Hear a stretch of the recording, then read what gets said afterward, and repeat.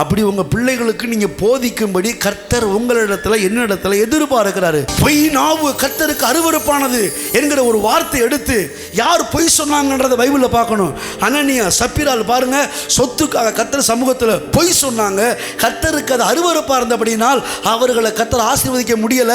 அப்ப நம்ம பொய் பேசக்கூடாது என்று சொல்லி பிள்ளைகளுக்கு கருத்தாய் ஒரு தாயின் தகப்பனும் போதிக்கும் போது நான் சொல்றேன், உங்க பிள்ளைகள் பொய்யர்களாய் இருக்க மாட்டார்கள், உண்மையுள்ளவர்களாய் இருப்பார்கள், பரிபூர்ண ஆசீர்வாதத்துக்கு பங்குள்ளவர்களாய் இருப்பார்கள்.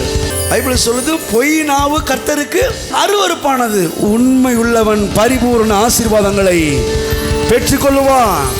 பிள்ளைகள் உண்மையுள்ளவர்களா வளரணும்னா அதுக்கேற்ற கதைகளை எடுத்து ஒரு சின்ன ஜபத்தை போட்டு, ஆண்டவரே நீங்க பேசுங்கப்பா அப்படின்னு சொல்லி பிள்ளைகளுக்கு சொல்லிக் கொடுக்கணும் பாருங்க.